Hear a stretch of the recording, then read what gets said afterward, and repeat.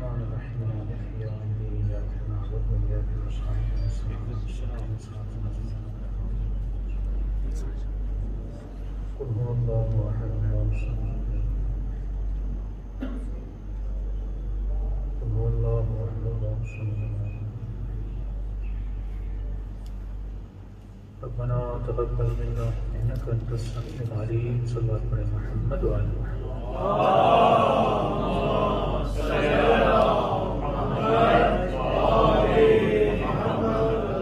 بسم الله الرحمن الرحيم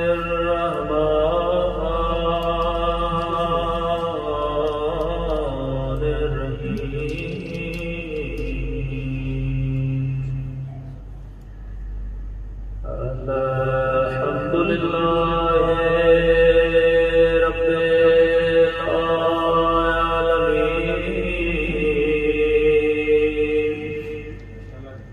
الحمد لله كما هو أهله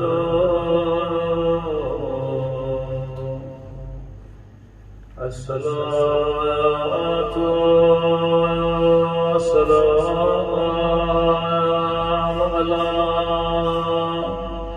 سيد المرسلين وخاتم النبيين أبي القاسم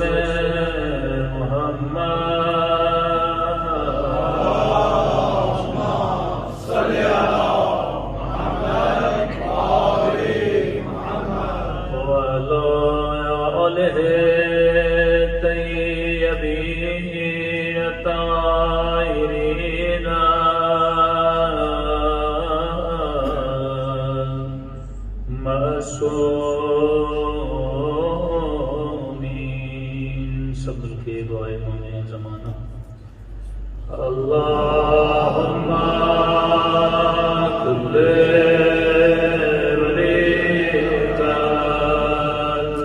حجتنا الحسن صلواتک علیہ وعلا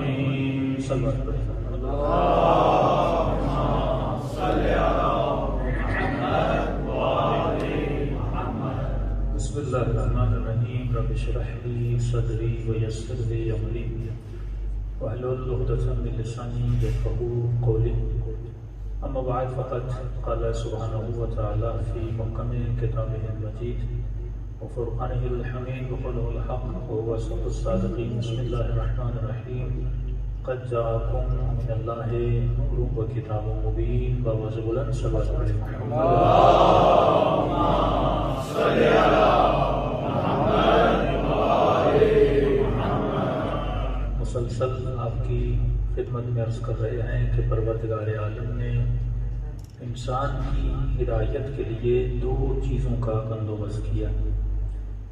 ایک انسان کی ہدایت کے لیے اللہ نے قرآن بھیجی، دوسرا انسان کی ہدایت کے لیے نور بھیجا.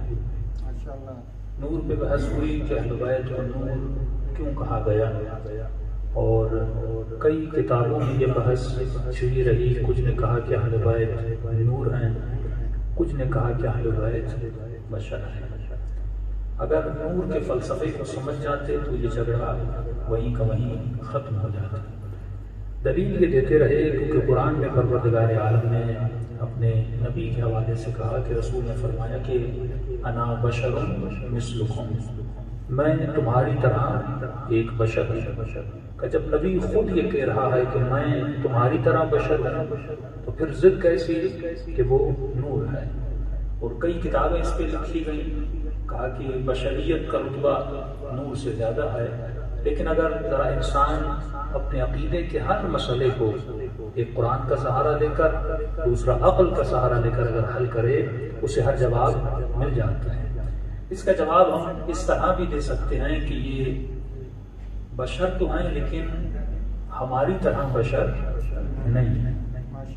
بشر کہتے ہیں ظاہری شکل و صورت کو، مثلا جس انسان کا حلیہ انسان والا ہو اسے آپ کیا کہیں گے؟ بشر کہیں گے۔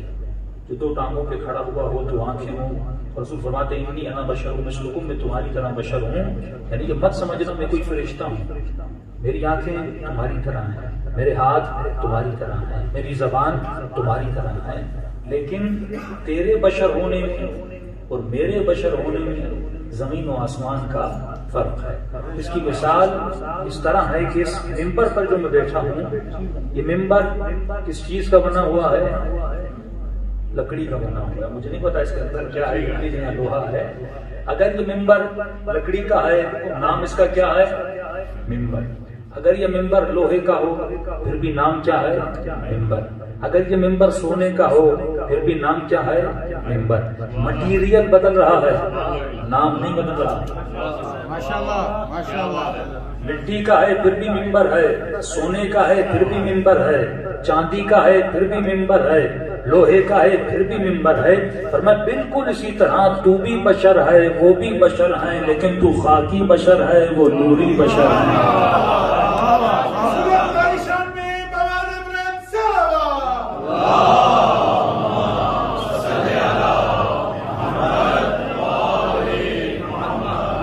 دونوں کے مٹیریل میں فرق ہے۔ کہیں گے آپ نے کیسے کہہ دیا کہ قرآن کی آیت لو انزلنا هذا القرآن على جبل لرأيته خاشعا متصدعا من خشية الله، اگر ہم اس قرآن کو پہاڑ پہ نازل کرتے تو پہاڑ ریزہ ریزہ ہو جاتا، لیکن جس قرآن کو پہاڑ نے برداشت نہیں کیا اس قرآن کو بدن مصطفیٰ نے برداشت کر لیا۔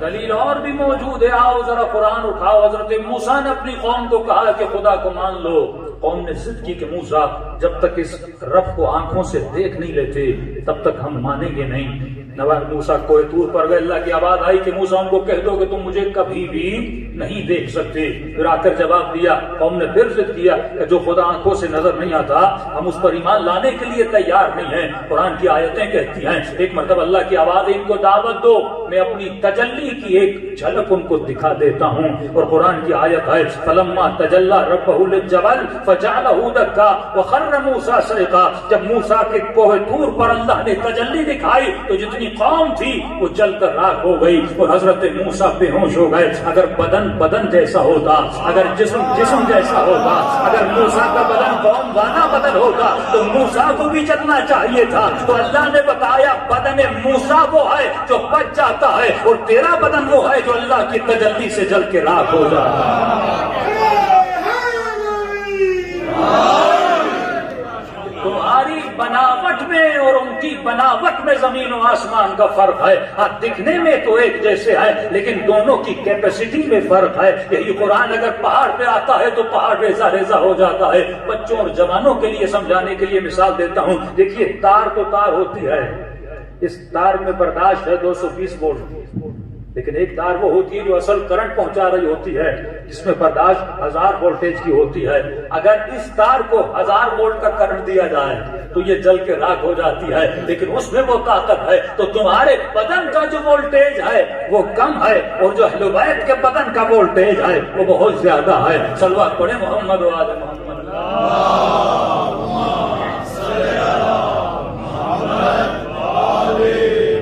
اسی طرح ہر عقیدے کرنے کا جواب اگر عقل اور قرآن سے ملایا جائے تو انسان کو مل سکتا ہے. عقیدے اپنی پسند اور ناپسند بھی نہیں بنتے، عقیدے عقل الہی اور وحی الہی کے مطابق بنتے ہیں. لیکن سوال یہی ہے کہ انسان اگر اپنی عقل کو استعمال کرے، کیوں اتنی مرتبہ قرآن نے کہا فلا یعقلون افلا یفقہون لا یشعرون؟ ان کے پاس عقل تو ہے لیکن عقل سے استفادہ نہیں لیتے، ان کے پاس دل تو ہے لیکن تفقہ نہیں کرتے. تو فرمایا انسان کی قیمت تب ہے جب انسان اپنے عقیدوں پر کیا کرتا ہے، سوچتا ہے. ایک مشہور جملہ ہے کہ ہم اہل بیت کو کیا کہتے ہیں، مثلا علی کی آنکھیں عین اللہ ہیں، علی کی زبان لسان اللہ ہے، علی کے کان اذن اللہ ہیں، علی ابن ابی طالب کے ہاتھ ید اللہ ہیں. بھائی آپ وہ واحد مکتب ہیں جس کا عقیدہ ہے کہ خدا جسم نہیں رکھتا، ورنہ ان کے خدا کا پاؤں تو جہنم میں بھی چلا جاتا ہے. لیکن آپ گاڑی ترین توحید رکھتے ہیں کہ ہمارا عقیدہ ہے کہ مولا فرماتے خدا وہ ہے جس کو کسی کی طرف اتصاف متصف نہیں کیا جا سکتا،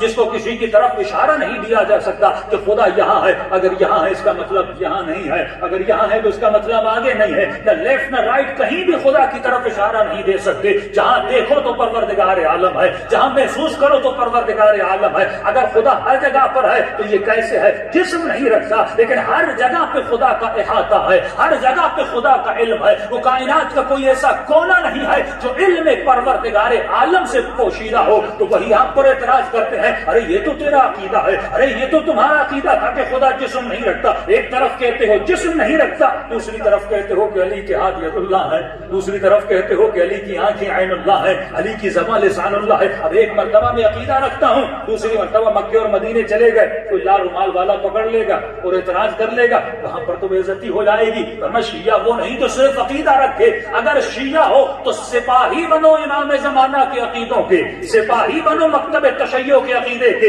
اگر کوئی تمہارے عقیدے پر حملہ کرے، کل وہ وقت تھا تمہارے جسموں پہ حملہ کیا جاتا تھا، آج وہ وقت ہے جو تمہارے عقیدوں پہ حملہ کیا جاتا ہے. تو اگر سپاہی امام زمانہ ہو تو اپنے عقیدے کی اپنے پاس دلیل بھی رکھا کرو. تو کیا دلیل ہے اس بچے کے پاس؟ آپ کیا سمجھائیں گے اسے کہ اگر علی کی آنکھیں عین اللہ کیسے بنی؟ یہ اور بات ہے کہ ان کے ہی خلیفہ نے کہا تھا کہ تجھے اللہ کی آنکھ نے دیکھا ہے اور تجھے ید اللہ نے مارا ہے. یہ عقیدہ تو اپنی جگہ پر، لیکن یہ آنکھیں اللہ کی کیسے بنی؟ یہ ہاتھ اللہ کے کیسے بنے؟ یہ ید اللہ کیسے بنے؟ یہ لسان اللہ کیسے بنے؟ اس کی دلیل بھی عقلانی دلیل ہے. دیکھیے اگر مجھے پیاس لگے، میں مجمع سے کسی سے کہوں کہ مجھے صاحب پانی پلا دیجئے، یہ میری آواز کو سنیں گے اور پانی کا گلاس لے کر آئیں گے. اگر میں کہوں آپ سنیں گے اور پانی کا گلاس لے کر آئیں گے. لیکن یہی ممبر پر بیٹھ کر میں کہوں نہیں، میں صرف سوچوں، میں کہوں نہیں صرف سوچوں کہ پاشا بھائی مجھے پانی پلائیں، تو کیا یہ میری سوچ کو ریڈ کر پائیں گے؟ لیکن اگر اسی ممبر پر بیٹھ کر میں اپنے ہاتھ کو نہ کہوں بلکہ صرف ارادہ کروں کہ یہ ہاتھ اٹھے،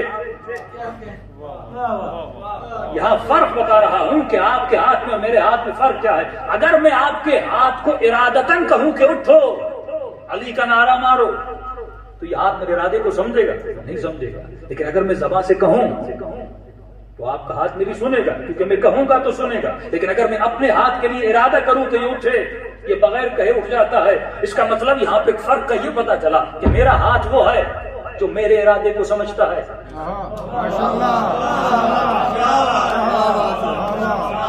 آپ کا ہاتھ میرا نہیں کیونکہ وہ میرا ارادہ نہیں سمجھتا، وہ آپ کا ہاتھ ہے کیونکہ آپ کا ارادہ سمجھتا ہے.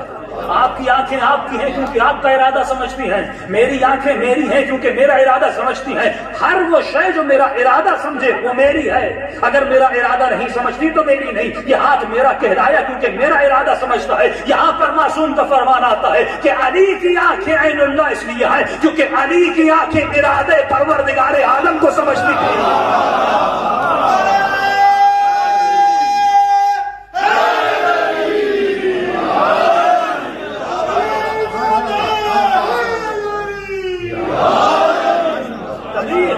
قدسی کے جملے ہیں عبدی اتعنی یجعلک مثلی، اے میرے بندے میری اطاعت کر، میں تجھے اپنے جیسا بنا دوں گا. کیا کوئی خدا جیسا بن سکتا ہے؟ فرمایا اللہ کے ارادے کو جب بندہ سمجھتا ہے تو خدا کہتا ہے اس کی آنکھیں اس کی نہیں مان رہی، میری مان رہی ہیں. یہی امام رضا کا فرمان ہے کہ اے میں ہمارے شیعوں، آنکھیں تو تیری ہیں لیکن کرے وہ جو رضا چاہے، ہاتھ تو تیرے ہیں لیکن اٹھیں وہاں جہاں ہم چاہیں، ٹانگیں تو تیری ہیں لیکن جائیں وہاں جو ہم چاہیں، کبھی تیرا بدن تیرا نہیں رہے گا، یہ علی کا بن جائے گا۔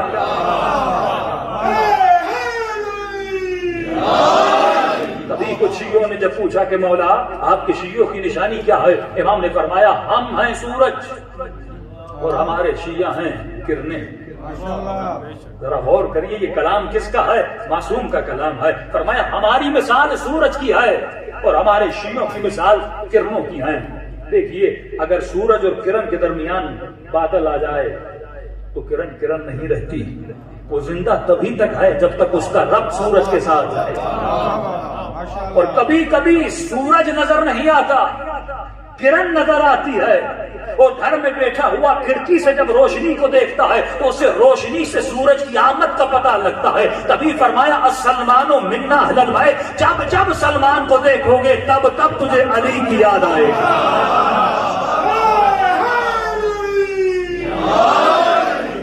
وہ فرمایا ہمارے لیے کرن بن کہ اگر کوئی سورج کو دیکھ بھی نہیں رہا، یہ پردے غیب کا زمانہ ہے، اگر سورج غیب میں ہے تو کرنیں تو موجود ہونی چاہیے، دنیا تجھے دیکھ کر علی کو یاد کرے۔ کبھی فرمایا اے شیعو کونو لنا زینا ولا تکونو لنا شینا، ہمارے لیے باعث زینت بننا، کبھی باعث ذلت نہ بننا۔ دوسری نشانی امام نے فرمایا ہم اور ہمارے شیعوں کی مثال ایسے ہے، ہم بے منزلت بدن ہیں، ہمارے شیعہ بے منزلت سایہ ہیں۔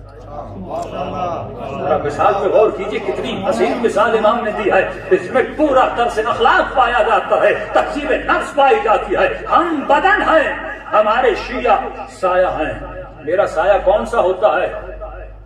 اگر میں بیٹھوں تو سایہ بیٹھتا ہے، اگر میں کھڑا ہو جاؤں تو سایہ کھڑا ہو جاتا ہے، اگر میں بیٹھا رہوں سایہ کھڑا رہے، دنیا کہے گی یہ اس کا سایہ نہیں ہے، یہ کسی اور کا سایہ ہے۔ سایہ کا اپنا ارادہ نہیں ہوتا، ارادہ بدن کرتا ہے، سایہ اس کو کاپی کرتا ہے۔ فرمایا ہم بدن ہے، ہمارا ارادہ ہوتا ہے، ہمارے چاہنے والوں کا عمل ہوتا ہے، یعنی اگر ہم کھڑے ہیں تو ہمارا چاہنے والا کھڑا ہوتا ہے۔ فرمایا آنکھیں تو تیری ہیں، دیکھو ہم تجھے دیکھنے سے منع نہیں کرتے، لیکن وہ دیکھو جو تیرا امام دیکھنا پسند کرتا ہے۔ ہاتھ تو تیرے ہیں، بلند کرو لیکن وہاں پہ بلند کرو جہاں تیرا امام بلند کرتا ہے۔ جب اس منزل پر آ جاتے ہو تب مولا فرماتے ہیں اب تو ہم اہل بیت میں سے ہو گیا۔ یہ مطلب نہیں کہ سلمان فارسی سید بن گیا ہے، بنو ہاشم بن گئے، نہیں کہ مولا یہ اہل بیت میں سے کیسے ہے؟ فرمایا جب جب سلمان کو دیکھتے ہو تجھے تب تب اہل بیت کی یاد آتی ہے۔ صلوات پڑھے محمد و آل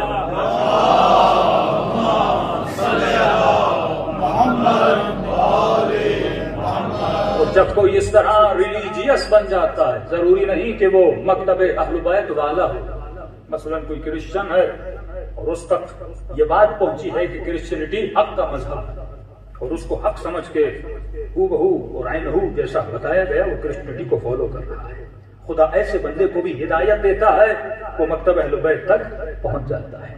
اگر کوئی یہودی ہے اور اس یہ سمجھ رہا ہے کہ میرا مذہب حق پر ہے، عقلاً نقلاً ہر طریقے سے اس نے سوچا اور اسے یہ لگا کہ یہی میرا مذہب حق ہے اور اس مذہب پر چل رہا ہے، تو خدا ایسے بندے کو بھی کیا کرتا ہے؟ ہدایت دیتا ہے۔ سلمان فارسی شیعہ بعد میں بنے لیکن علی نے مدد پہلے کی۔ یہ عجیب بات ہے، شیعہ بعد میں بنے لیکن مولا نے مدد پہلے کی۔ عمر رسیدہ صحابی رسول بھی ہیں، صحابی امیر المومنین بھی ہیں، جس کو ایمان کے 10ویں درجے پر امام نے فائز کیا۔ ابو ذر سے زیادہ ایمان ہے، مالک سے زیادہ ایمان ہے جناب سلمان کا۔ فرماتے ہیں کہ جناب سلمان مولا علی کے ساتھ تشریف فرما تھے، سفرہ لگا ہوا تھا، کھجوریں پڑی ہوئی تھی اور کچھ کھجوریں مولا کھا رہے تھے، کچھ کھجوریں جناب سلمان فارسی کھا رہے تھے۔ ایک عجیب منظر یہ تھا کہ مولا جب کھجور کھاتے تھے تو کٹلی جو ہے وہ سلمان کے سامنے رکھ دیتے تھے۔ ایک بار سلمان نے دیکھا، دوسری بار سلمان نے دیکھا کہ مولا یہ کر کیا رہے ہیں، آنے جانے والے دیکھ رہے ہیں کہ علی کے سامنے کھجوریں تو ہیں لیکن گٹلیاں ساری سلمان کے سامنے ہیں۔ تو دھیمی سی آواز میں کہا کہ مولا بے ادبی کرنا نہیں چاہتا، لیکن دیکھنے والے کیا کہیں گے کہ علی سلمان کے ساتھ مذاق کر رہا ہے۔ مولا ظاہراً دیکھا جائے کہ میری کمر جھکی ہوئی ہے، میں بوڑھا ہوں، آپ جوان ہیں، دنیا کیا کہے گی، علی سفید ریش کے ساتھ مذاق کر رہا ہے۔ امام نے ایک مرتبہ ولایت کی نگاہوں سے سلمان کو دیکھا کہ سلمان کیا تو علی سے بڑا ہے؟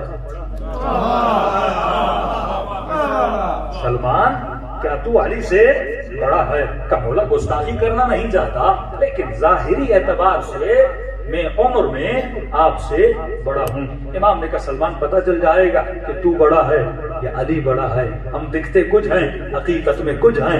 کہ سلمان یہ بتا تمہاری جوانی کا عالم تھا، تمہارے باپ نے تجھے گھر سے نکالا تھا، کیونکہ سلمان کی جوانی سے فطرت تھی، مذہبی اعتبار سے گھر میں بحث کرتا رہتا تھا، اس کا ایک ریلیجیس گھرانہ تھا، اپنے باپ سے بھی بحث کرتا تھا، تو باپ نے غصے میں آ کر سلمان کو گھر سے نکال دیا تھا۔ کہ سلمان تو ناراضگی کے عالم میں اپنے گھر سے نکلتا ہوا جنگلوں کی طرف چلا گیا تھا۔ سلمان 2-3 دن جنگلوں میں بھٹکتا رہا تھا۔ کہا مولا مجھے یاد تو ہے کہ سلمان اس وقت ایک شیر نے تجھ پہ حملہ کیا تھا۔ کہا مولا یاد تو ہے، لیکن آپ کون سی باتیں یاد دلا رہے ہیں؟ مجھے میرا جواب دیجیے کہ آپ مذاق کر رہے ہیں اور فرما رہے ہیں کہ سلمان کیا تو علی سے بڑا ہے؟ امام نے کہا سلمان ٹھہر جا، تجھے جواب بھی مل جائے گا۔ سلمان شیر نے تجھ پہ حملہ کیا تھا۔ کہا مولا حملہ تو کیا تھا۔ کہ سلمان پھر یہ بتا تو یہاں پہ زندہ کیسے بیٹھا ہے؟ تجھے شیر سے بچایا کس نے تھا؟ کہا علی جب جنگل میں شیر نے حملہ کرنا چاہا تھا، وہاں پہ ایک خوب روح جمع آیا تھا گھوڑے سوار، اور اس نے شیر کو بچھاڑا تھا، اور اس نے سلمان پھر کیا کیا تھا؟ کہ مولا جب وہ جوان آیا تھا 2-3 دن کا بھوکا اور پیاسا تھا،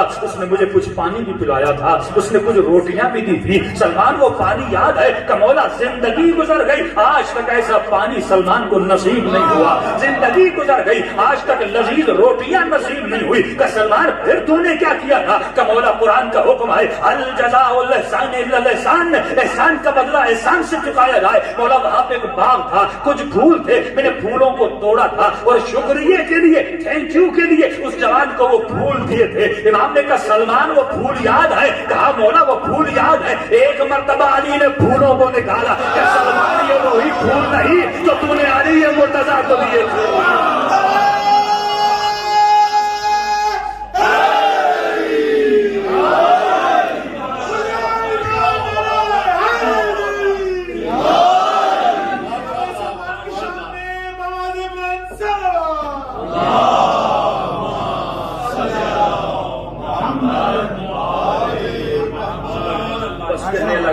علی آپ عمر کے اعتبار سے بھی مجھ سے بڑے ہیں۔ کہ سلمان تم نے نبی کی حدیث سنی ہے کہ اولو ما خلق اللہ نوری، کہ یہ نہیں سنا کہ فرمایا کنت نبیا وآدم بین الماء والطین، میں اس وقت سے نبی تھا جب آدم پانی اور مٹی کے درمیان تھا۔ اس وقت مولا نے فرمایا وکنت ولیا وآدم بین الماء والطین، میں علی بھی اس وقت سے ولی تھا جب ابھی آدم پانی اور مٹی کے درمیان۔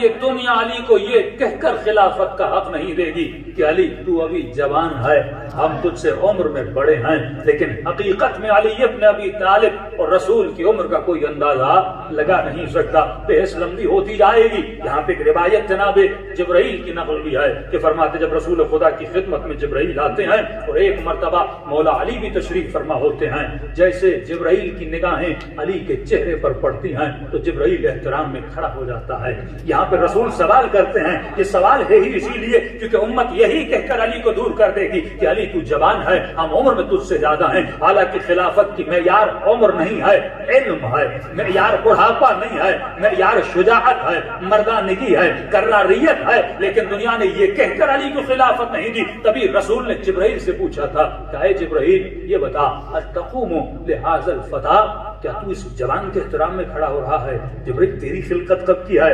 اور ظاہراً علی مثلا 13 رجب کو پیدا ہوئے تو جبرائیل نے فرمایا یا رسول اللہ علی جوان تو ہے لیکن کوئی معمولی جوان نہیں ہے۔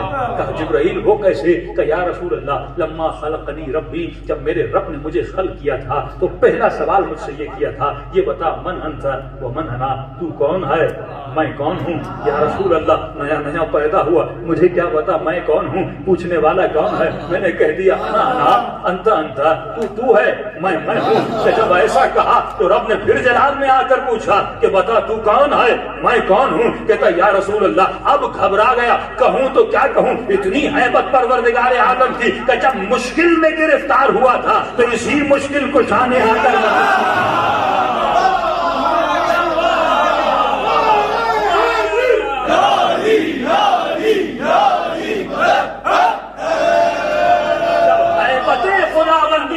ہوئی تو اسی جوان نے مجھے ادب سکھایا تھا. کہا تھا اس طرح اپنے رب سے بات نہیں کرتے بلکہ یہ کہو کہ اے خدا انا عبد الذلیل انت رب الجلیل. میں عبد ذلیل ہوں تو رب جلیل ہے. بس اتنا کہنا تھا. رسول نے کہا جبریل یہ تو بتا تیری عمر کتنی ہے.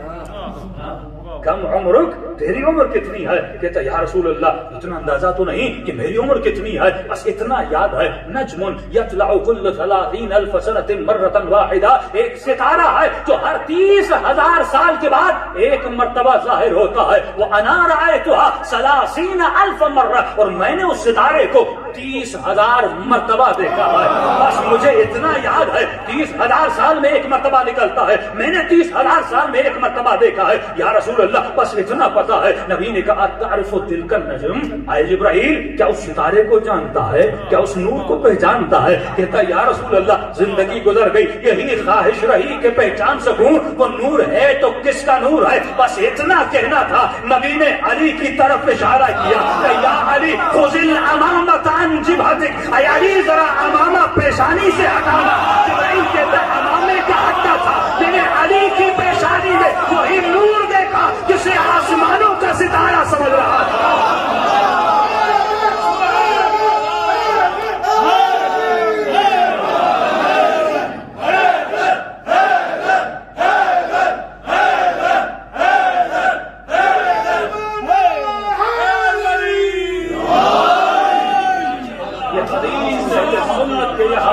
اور مکتب تشیع میں مکتوب ہے کہ نبی فرماتے ہیں اول ما خلق اللہ نوری.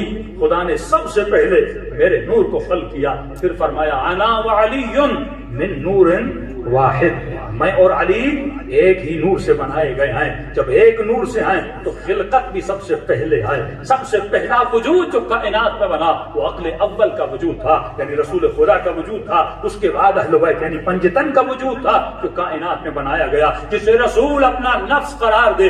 آج کا مسلمان یہ تو کہے گا کہ نبی کے ہاتھ جیسے کسی کے ہاتھ نہیں ہیں نبی کی آنکھوں جیسی کسی کی آنکھیں نہیں ہیں. تو تم کیسے کہہ سکتے ہو کہ نبی کے نفس جیسا کوئی نفس ہے. جس طرح نبی تمام انبیاء سے افضل ہے اسی طرح نبی کا نفس بھی تمام انبیاء سے افضل ہے. صلوات پڑھیں محمد و آل محمد.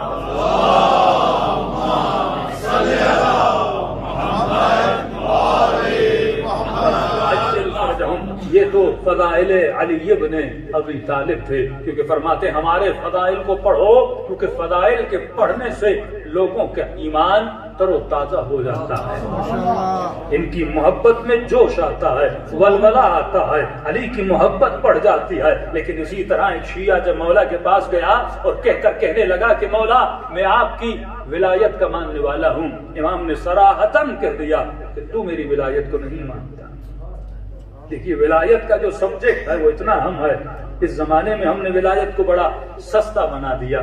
ولایت کو بانٹتے پھرتے ہیں. لیکن کسی نے علی سے پوچھا کسی نے حسین ابن علی سے پوچھا کسی نے امام زمانہ سے پوچھا کہ مولا آپ کی ولایت ہے کیا. اور اگر مجھے اندازہ لگانا ہو میں جو ممبر پر بیٹھا ہوں یا جو مجمع میں بیٹھا ہے اسے کیسے پتا چلے کہ میرے وجود میں علی کی ولایت ہے بھی کہ نہیں ہے. بھائی کوئی تو ٹیسٹنگ یا لیب ہونی چاہیے نا کہ جہاں پہ ہمیں اندازہ لگایا جائے. شوگر کی بھی ٹیسٹ ہوتی ہے ہر چیز کی ٹیسٹ ہوتی ہے. تو کیسے پتا لگایا جائے کہ میرے وجود میں وہ ولایت ہے جو سلمان فارسی کے وجود میں تھی وہ ولایت ہے جو میں سمیت تمام کے وجود میں تھی. تو امام نے فرمایا تو میری ولایت کو نہیں مانتا. کہ مولا میں رسول کے بعد خلیفہ بلا فصل آپ کو مانتا ہوں. امام نے کہا تو کہتا ہے لیکن میری ولایت کو مانتا نہیں ہے. کہ مولا مجھے سمجھ میں نہیں آیا. امام نے کہا تجھے ولایت کا مطلب پتا ہے. کہ مولا ہاں ولایت کا مطلب یہی ہے کہ علی ولی اللہ کہا جائے. امام نے کہا نہیں یہ ہے لفظوں کا ادا کرنا. ولایت کا مطلب کیا ہے. کہ مولا کیا مطلب ہے آپ خود سمجھائیے. امام فرماتے ہیں ولایت کا مطلب ہے حکومت علی ابن ابی طالب. ماشاءاللہ علی کی ولایت کو مانتا ہوں. کیا مطلب؟ میں کس کی حکومت کا ماننے والا ہوں؟ علی ابن ابی طالب کی حکومت کا ماننے والا ہوں. سچ ہی مومن تھا. کہنے لگا یا علی میں کیسے آپ کی حکومت کو مانوں جبکہ آپ کی حکومت ہے ہی نہیں. حکومت فلاں کی ہے فلاں کی ہے فلاں کی ہے, آپ کی تو حکومت ہے ہی نہیں, تو میں کیسے مانوں جبکہ فزیکلی آپ کے پاس حکومت نہیں ہے, میں کیسے مانوں؟ امام فرماتے یہی تو تیرا عقیدے کا صاف پتہ چلتا ہے کہ اگر میں اس تخت ظاہری پہ آؤں تب جا کے تو علی کی حکومت کو مانتا ہے. فرمائیے تخت ایسا جس پر اگر کوئی بیٹھ جائے تو چونٹی اس کی بات کو نہیں سنتی, مکھی اس کی بات کو نہیں سنتی, انسان اس کی بات کو نہیں سنتے, لیکن ہمارے پاس وہ ولایت ہے اگر کنکر کو کہیں تو کنکر ہاتھوں پہ کلمہ پڑھتے ہیں.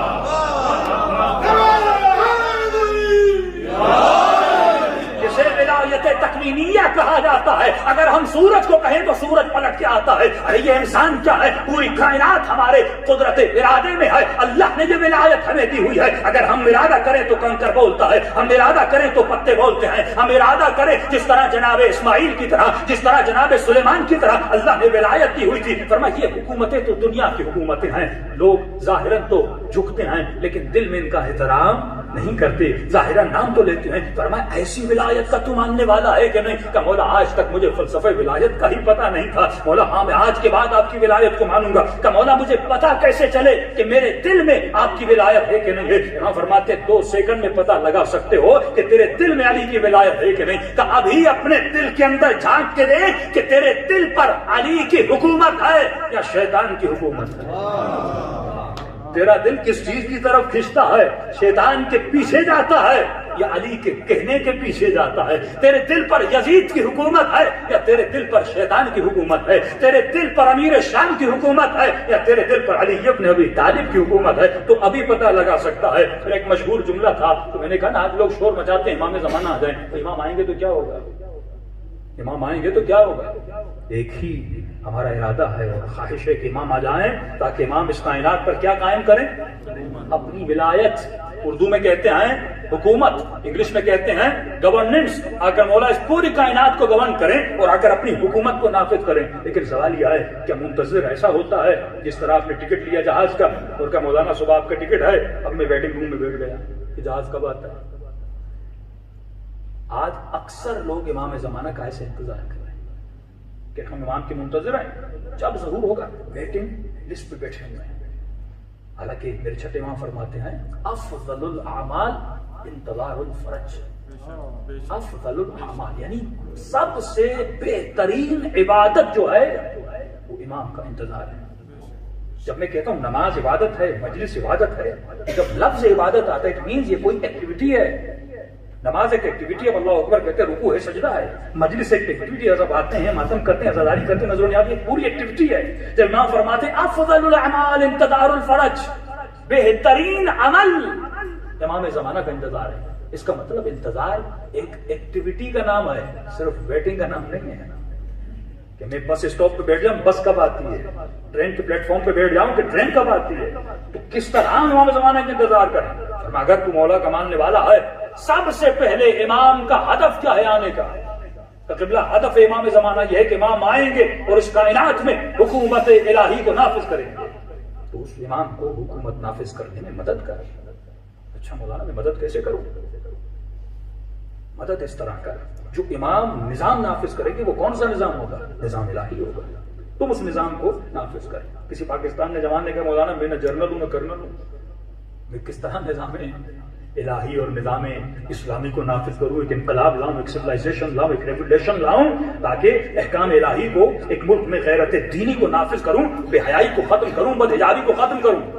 میں نے کہا امام نے قطعاً یہ نہیں کہا کہ تمہیں وہ کام کرنا ہے مثلا جو خمینی نے کیا, نہیں. جتنا تیرے اختیار میں ہے اس اختیار پر امام زمانہ کی حکومت کو نافذ کر. لا یکلف اللہ نفسا الا وسعها, خدا بھی اتنا تجھ سے مانگتا ہے جتنا تیرے اختیار میں. اگر تیرے اختیار میں حکومت امام کو, مثلا اگر تیرے اختیار میں تو اس امام بارگاہ میں امام زمانہ کی حکومت کو نافذ کر سکتا ہے, نافذ کر. اگر تیرے اختیار میں اپنی آفس میں امام زمانہ کی حکومت کو نافذ کر سکتا ہے, نافذ کر. جو تمہارے پاس کام کرنے والے کام کر رہے ہیں ان پر امام زمانہ کی کم از کم کچھ تو کر, کوئی ریولیوشن تو لا, ان کے وجود میں کوئی تبدیلی تو لا. کہ میں نے پاکستان میں ایک فارمولہ دیا تھا, یہ فارمولہ علماء نے دیا کہ اگر ہم زیادہ نہیں. من احیاها فکأنما احیا الناس جميعا. پھر چھٹے امام سے پوچھا مولا یہ کیا جس نے ایک انسان کو زندہ کیا, اس نے پوری کائنات کو زندہ کیا. امام نے کہا جس نے ایک انسان کو ہدایت دی اس نے پوری کائنات کو ہدایت دی. حسین بن علی کی کامیابی کا راز ہے کہ امام نے حر کو جنت میں بھیج دیا. یہ حر نہیں ہے, یہ پوری کائنات کی ہدایت ہے جو آقا حسین بن علی دے رہے ہیں. اور ثمرات کربلا آج تک نافذ ہیں کہ کہاں کربلا اور کہاں ساؤتھ افریقہ.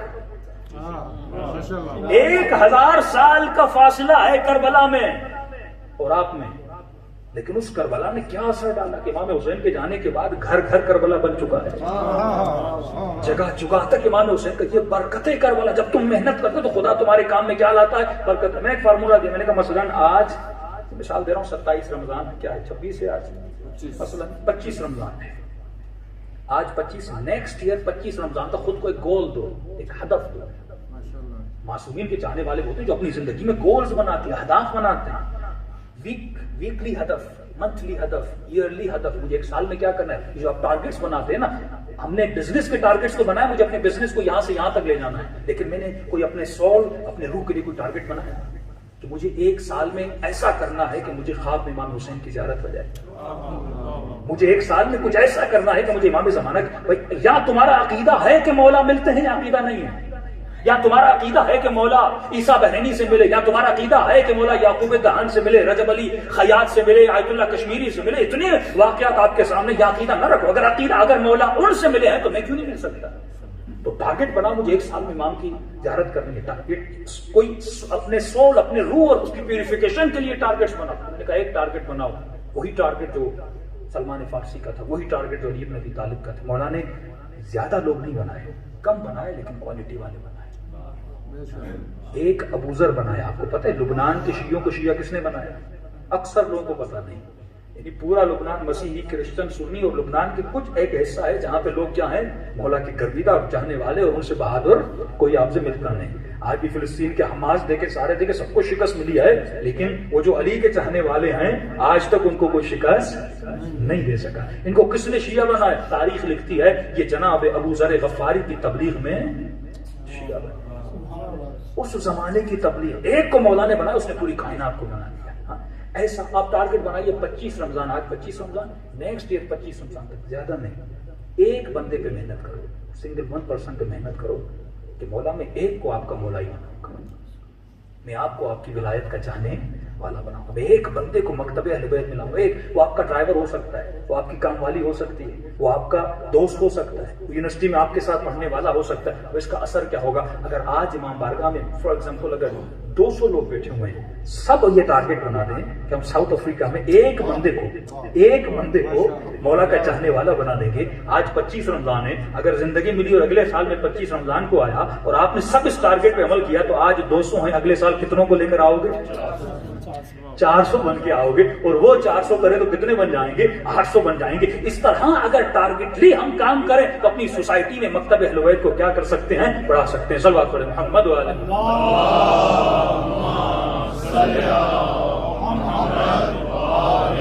تو جہاں تک میرا اختیار ہے وہاں پہ میں کیا کروں, امام زمانہ کی حکومت کو نافذ کروں. میں نے کہا اگر آفس میں بھی نہیں چلتی, گھر میں تو چلتی ہے نا بھائی. بچے تو سنتے ہیں نا, بیوی تو سنتی ہے نا. کوئی ایک بندہ اتنا مظلوم تک, مولانا میری بیوی بھی نہیں سنتی. میں نے کہا چلو بیٹا نہیں سنتا, بیوی نہیں سنتی, تیرا بدن تو تیری سنتا ہے. بیوی کو حجاب نہیں کرا سکتے, بیوی کو سمجھا نہیں سکتے, بیٹی کو حجاب نہیں کرا سکتے, بیٹے کو غیرت مند نہیں بنا سکتے, کم از کم اپنے بدن پر امام زمانہ کی حکومت کو نافذ کر. کم از کم قیامت کے دن یہ کہنے کی صلاحیت رکھ, مولا کسی نے نہیں سنی تھی لیکن میں نے اپنی آنکھوں کو آپ کے کہنے پہ چلایا تھا. تمام کی فرمان آخری زمانے میں شیطان لوگوں کی جیب میں ہوگا. مولا کا فرمان, لفظ اینٹینا بھی یوز ہوا ہے, شیطان لوگوں کی جیب میں ہوگا. یہ موبائل ہے, پہلے بہت مشکل تھا اپنے ایمان کو پرکھنا, لیکن آج یہ چھوٹا سا موبائل ہے. رات کو گھر جائیے گا اور اپنے موبائل کی گیلری کو کھول کے دیکھیے گا, پتا چل جائے گا کس کا ایمان کتنا ہے. میں جو دیکھتا ہوں وہ میرا ایمان ہے, میں جو سنتا ہوں وہ میرا ایمان ہے. جو میری موبائل میں ہے, جو میری آنکھیں دیکھ رہی ہیں, بالکل سمپل ہے. آج انسان اگر اپنے ضمیر کی طرف لوٹ جائے اسے پتا چل جائے گا میرے وجود میں ایمان کتنا. ایران کے بہت بڑے مجتہد آیت اللہ عظمہ انصاری فرماتے ہیں کہ اب ظاہر ضروری نہیں کہ مجتہد کی بیوی بھی اسی درجے ایمان پر پوری دنیا کا خمس ان کے پاس آتا تھا. یعنی کہتے ہیں کہ پورا کمرہ ہوتا تھا جو حسین سادات اور حسین امام سے بھرا ہوا تھا. وقت تو بہت بڑے مشترک، لیکن کبھی بھی انہوں نے زندگی میں اس خمس ایک پائی نہیں. آیت اللہ بہجت بھی اس طرح کرتے تھے. آیت اللہ مراشی نجفی کے پاس اپنی سبزی کا دکان تھا، بہجت کے پاس ایک چھوٹی سی ٹیکسی تھی، اس کرائے سے ان کا گھر چلتا تھا. آغا انصاری کیا کرتے تھے، ایران میں سردی ہوتی ہے تو سردیوں کے موسم میں جورابیں سیتے تھے اور جورابوں کو بیچتے تھے، اس سے اپنے پورے سال کے گھر کا خرچہ چلاتے تھے. اب بیوی ان کے پاس ہے اور کہا کہ مولانا ہفتے ڈیڑھ میں رشتے داروں کی شادی ہے اور وہاں پہ خواتین آئیں گی، میرے پاس کنگن نہیں ہے، مجھے آپ کنگن لے کر دیں. قبلہ نے کہا بھائی پیسے نہیں ہیں، 1 مہینہ صبر کرو، جورابیں بیچوں گا، پیسے آنے کے ادھر سے کر کے میں تجھے لے کر دیتا ہوں. بیوی نے ضد کیا. عورتیں جب ضد پہ آ جائیں، مومن ہائے کہہ رہا ہے، اس کو بڑا پتہ ہے. سلوات پڑھے محمد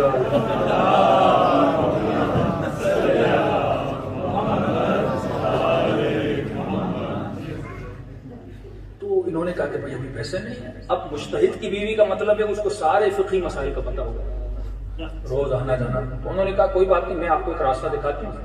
تو میں کون کا راستہ؟ کہ یہ مال ایمان کا خمس پڑا ہوا ہے، تو اسلام میں قرضہ لینا تو جائز ہے نا؟ کہا بھی جائز ہے. کہا کہ آپ وہاں سے قرضہ لیجئے اور میرے لیے کنگن لیجئے، اور جب جورابیں اپنی بیچ دیں تو پیسے جا کے پھر واپس لیں. اب آغا انصاری کہتے ہیں میں پھنس گیا، کیونکہ بات بھی صحیح تھی، قرضہ لینا حرام بھی نہیں. تو میں آپ سے کوئی حرام ڈیمانڈ تو نہیں کری، حلال ڈیمانڈ کر رہا ہوں. آغا انصاری کہتے ہیں میں نے چابیاں اٹھائیں، گھر سے نکلا اور گیا اس جگہ پر جہاں پہ مال امام اور حسین سادات پڑا ہوا تھا. میں نے کمرہ کھولا، کمرے کے اندر پاؤں ڈالا. جو اہل بیت کا چاہنے والا ہوتا ہے وہ بیدار ہوتا ہے، وہ ہر اس چیز سے بچتا ہے کہ جس میں ذرہ برابر بھی خدشہ ہو کہ شیطان مجھے گمراہ کرے. کہتے جیسے میں نے اس کمرے میں پاؤں ڈالا فوراً میرے ذہن میں خیال ہے انصاری تمہاری بیوی 1 ہفتہ صبر نہیں کر رہی کہ جورابیں بک جائیں. اگر تم قرضہ اٹھاؤ مال امام سے، اس کے لیے کنگن لو، ہفتے کے بعد تم مر جائے تو کیا تیری بیوی اتنی مومن ہے کہ وہ کنگن واپس رکھے؟ اس نے کہا اس کے ایمان پہ مجھے اتنا تو یقین نہیں ہے، کنگن تو قطعاً واپس نہیں رکھے گی. تو اس نے کہا مجھے اپنی خبر کی پرواہ کرنی ہے، کیوں میں اپنا نامہ اعمال خراب کروں؟ اس نے کہا بیوی ناراض ہوتی ہے تو ہو جائے، امام زمانہ کو ناراض. آج ہمارا یہی ایشو ہے، بیسک ایشو ہے. بیٹا ناراض ہو رہا ہے، بیوی ناراض ہو رہی ہے، شوہر ناراض ہو رہا ہے. بھائی یہ دیکھو خدا ناراض ہو رہا ہے کہ نہیں، امام زمانہ ناراض ہو رہا ہے کہ نہیں. میں اپنی خوشنودی چاہتا ہوں. جب ہم کہتے ہیں خوشنود امام زمانے کے لیے صلوات پڑھے، کیا مطلب؟ ایک صلوات مولا کی خوشنودی کے لیے بھیج رہا ہوں، لیکن میرے اعمال میں کئی ایسی غلطیاں ہیں جس میں اہل بیت کو کیا کر رہا ہوں، ناراض کر رہا ہوں. آغا انصاری کہتے ہیں میں وہاں سے پلٹ آیا. بیوی نے کہا بھائی لے کر آیا. اس نے کہا نہیں، مجھے پتا ہے میں لاؤں گا، کنگن خریدوں گا، کل مر جاؤں گا تو حساب نہیں ہوگی. بیوی نے کہا میں ناراض ہو گئی. اس نے کہا ناراض ہوتی ہو تو آپ ہو جاؤ. کہتے میں رات کو سو گیا، صبح جیسے ہوئی، صبح سویرے میرے دروازے پہ دستک ہوئی. کہتے ہیں جیسے دروازہ کھولا تو میرا ایک شاگرد دروازے پہ. قبلہ میں نے ایک عجیب خواب دیکھا ہے. کیا خواب دیکھا ہے؟ قبلہ خواب میں دیکھتا ہوں کہ شیطان ہے اور شیطان کے ہاتھ میں سینکڑوں رسیاں ہیں. ان رسیوں میں لوگوں کی گردنیں بندھی ہوئی ہیں، سب کو کھینچ کے لے جا رہا ہے. اب خود کہتا ہے قبلہ کچھ کے گردن میں رسیاں تھی، تھوڑی دیر کھینچتا تھا، باقی وہ خود آگے نکل جاتے تھے. یعنی اینڈ تک کھینچنے کی شیطان کو ضرورت بھی، وہ صرف پل کرتا ہے، زیادہ ضرورت اس کو نہیں پڑتی تھی. قبلہ میں نے دیکھا کہ ساری رسیاں پتلی ہیں، ایک رسی موٹی ہے، وہ آپ کے گردن میں بندھی ہوئی ہے. وہ آپ کو کھینچ کے لے جاتے، لیکن آدھے راستے میں آپ چھڑا کے بھاگ گئے. اس نے کہا بیوی نے بھیجا تو تھا لیکن امام نے مجھے بچا لیا. صلوات پڑھے محمد و آل محمد.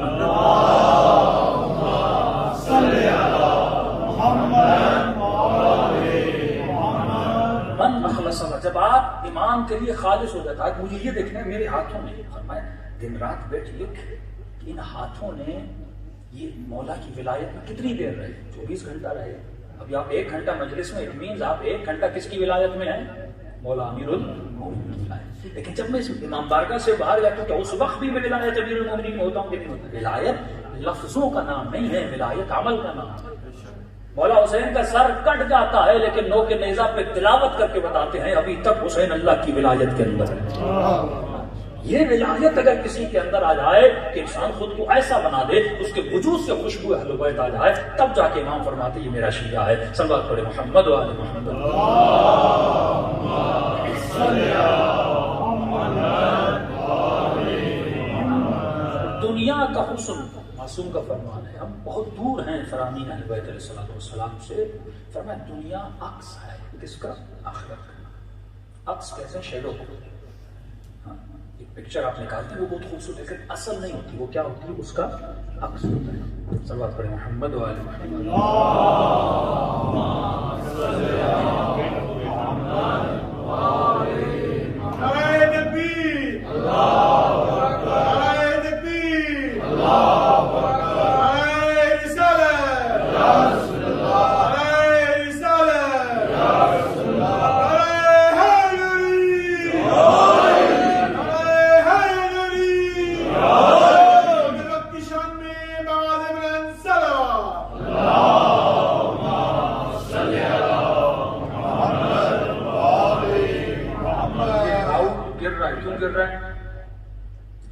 کیونکہ ہلکا ہے. معصوم فرماتا ہے مومن کا جبل الراسخ. مومن وزنی مضبوط پہاڑ کی طرح ہوتا ہے. کررعا نہیں ہوتا. جو چیز ہلکی ہوتی ہے نا وہ تھوڑی سی جھٹکے پہ گر جاتی ہے. مچھر کو جہاں کی ہوا لگتی ہے وہاں چلا جاتا ہے. پاکستان میں تھا تو پاکستان کے ماحول میں چلا پھرا, پھر تھوڑا سا ادھر ادھر ہو جاتا ہے. یورپ کے ماحول میں, کینیڈا کے ماحول میں, یو ایس کے ماحول میں, تو جو اس رنگ میں رنگ جائے وہ مچھر ہے. جو اپنے ایمان کو جہاں بھی جائے مضبوطی میں رکھے. 4 دوست نماز نہیں پڑھتے تو کیا ہوا؟ روم میں چلا جائے لیکن نماز پڑھ لے. 3 طرح کے لوگ ہیں. ایک وہ ہیں جو ماحول میں اس رنگ میں رنگ جاتے ہیں. کئی لوگ ہیں. جناب زبیر آپ دیکھیں, زبیر کا مقام کم نہیں ہے. مولا کے چہرے کو دیکھ رہے ہیں. رسول فرمان زبیر علی کے چہرے کو کیوں دیکھ رہے ہیں؟ تو میں رسول اللہ آپ نے خود فرمایا اس کے چہرے کو دیکھنا عبادت ہے. اور کیوں نہ دیکھوں؟ زبیر بھوپھی کے بیٹے ہیں, رشتہ داری ہے, اتنی قربت ہے مولا علی سے کہ میرا رشتہ دار بھی ہے, بھوپھی کے بیٹے ہیں, میں کیوں نہ دیکھوں؟ اس وقت رسول فرماتے ہیں زبیر ایک وقت آئے گا تو اسی علی کے مقابلے میں کھڑا ہو جائے گا. شاید لوگوں کو یقین نہ ہے وہ تلواریں جو مولا کے گھر پہ حملہ ہوا, ابو ذر زبیر یہ ان لوگوں میں سے ہیں جنہوں نے تلوار اٹھائی تھی. اور فرماتے جب دوڑا زبیر آگے بڑھا, اس کے سر پہ چوٹ لگی اور زمین پر گر گیا تھا. مولا کے پاس آتا یا علی خلافت آپ کا حق ہے, آپ کیوں نہیں تلوار اٹھا رہے؟ فرماتے زبیر لوگ نہیں میرے پاس, یا علی بہت ہیں. امام کا مسجد میں جاتا ہوں, جو میرا ساتھ دینے کے لیے تیار ان کو لے کر آتے. 4 لوگ مسجد میں آتے ہیں, زبیر ان میں شامل ہے. وہی زبیر جنگ جمل میں علی ابن ابی طالب کے سامنے ہے. یہ تاریخ کے واقعات کیا وَأَكْبِرُ يَا أُولِي الْأَلْبَابِ. کون ہیں؟ جناب قارون جو حضرت موسیٰ کزن ہیں, فرسٹ کزن ہیں جناب موسیٰ کے, مقابلے میں آتے ہیں حضرت موسیٰ. ایسا کیوں ہوتا ہے؟ کبھی کبھی یہ خطرات خدا بتاتا ہے کہ انسان تمہاری عادت کبھی اتنی خطرناک ہو سکتی ہے تو امام وقت کے مقابلے میں لا کے کھڑا سکتی ہے. یہی زبیر ہے لیکن مال کی محبت. امام فرماتے ہیں جب تک اس کا بیٹا پیدا نہیں ہوا تھا منا اہل البیت تھا, جس طرح سلمان تھا منا اہل البیت تھا, لیکن اس کے بیٹے نے اس کو گمراہ کر دیا. تبھی فرمایا کبھی کبھی یہ مال تجھے انسان پہچان کی تیری کمزوری کیا ہے, اپنی زندگی میں یہ جان لے. بعض انسان کی کھانا کمزوری ہے, پیٹ پہ روزہ نہیں رکھ پاتا, کھانا کمزوری ہے. بعض کی مال کمزوری ہے. یہ اللہ جو خمس واجب کرتا ہے کیوں کرتا ہے؟ تاکہ تو اپنے کو ناپ سکے کہ اپنے مال سے اللہ کے لیے نکال سکتا ہے کہ نہیں. جب مال کی اہمیت زیادہ ہے امام کے فرمان کی اہمیت زیادہ ہے, تیری بھوک کی اہمیت زیادہ ہے یا مولا کے فرمان کی اہمیت زیادہ ہے. مسجد کا مؤذن, لوگوں نے نظف کا واقع, سید بزرگوار تھے, ممبر پر گئے, مجلس پڑھی, بس میں نے سوال کیا مولا امام زمانہ کا ظہور کیوں نہیں ہوتا؟ ان کا مجھے نہیں پتا کہ مولا ہم ہر مجلس میں رو رہے ہیں, گڑگڑا رہے ہیں, مولا آ جائیں اتنی ختم خار, پھر بھی امام کیوں نہیں آتے؟ ان کا مجھے نہیں پتا. لیکن ایک فرمان امام ہے چھٹے امام کا غالباً کہ فرماتے ہیں کہ جب کوئی یہ سوال کرے نا کہ مولا کیوں نہیں آتے, تو اسے یہ جواب دینا کہ تیرے عمل کی وجہ سے. دیکھیے ایک ظہور ہے عام جنرل ظہور, ایک ظہور خاص ہے. بھائی اگر مولا کا ظہور عام مطلب ہر کوئی امام زمانہ کو دیکھ سکے, اگر وہ ظہور نہیں ہو رہا تو تمہارا عمل تو ایسا ہونا چاہیے کہ ظہور خاص تو ہونا کہ تو امام کو دیکھ سکے نا. واقعات اتنے ہیں کہ اس میں اشرا چاہیے کہ میں سارے واقعات آپ کو بتاؤں. وہ ظہور تو ہونا تمہارے لیے. جیسے مولانا نے کہا کہ امام کا فرمان بچما ناراض ہوگا, بعض اوقات ہمیں وہ چیز اچھی لگتی جو میرے مزاج کو اچھی لگی, اور معصوم کا ہی فرمان لیکن میرے مزاج سے ٹکرا رہا ہے تو میرے مزاج پہ گوارا نہیں گزرتا. مسجد کے لوگ اٹھے کہ مولوی صاحب تم ہمیں بلین کر رہے ہو کہ امام زمانہ ہماری میں ارے ہم روئیں, ہم عزاداری کروائیں, ہم نظر و نیاز کریں, اور آپ ہمیں ہی کہہ رہے ہو کہ امام زمانہ ہماری وجہ سے. میں نے تو نہیں کہا کہ امام کا فرمان ہے. آج کے بعد مسجد میں نماز پڑھانے کی ضرورت نہیں, نکل جائے کا مسلح اٹھایا مولوی کے سینے پہ مارا. کہتا مجھے بہت برا بلا کہا, مسجد سے نکال دیا. مولانا کہتے میں نے کہا کہ میں نے تو فرمان پڑھا تھا. کہتے گھر چلا گیا رات کے 2 بجے اچانک دروازے پہ دستک ہوئی. میں نے دروازہ کھولا, کیا دیکھا وہی مؤذن روتا ہوا دروازے پہ کھڑا ہے, میرے قدموں پہ گر گیا.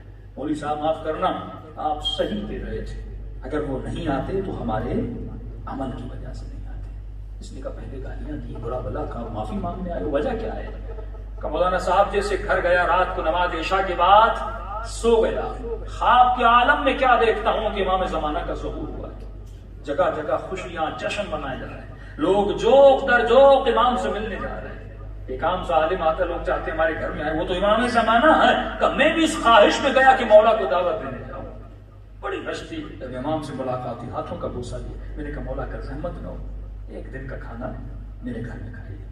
امام نے کہا ٹھیک ہے, جب وقت ملے گا منتظر رہنا, ہم آئیں گے. اب کہتے ہیں خواب کے عالم میں کیا دیکھتا ہوں, میں اپنے گھر میں بیٹھا ہوں, اچانک میرے گھر کے دروازے پہ دستک ہوتی ہے. صبح کا ٹائم ہے, میں نے دروازہ کھولا اور کیا دیکھا, فرزند زہرا میرے دروازے پہ تشریف فرمائے.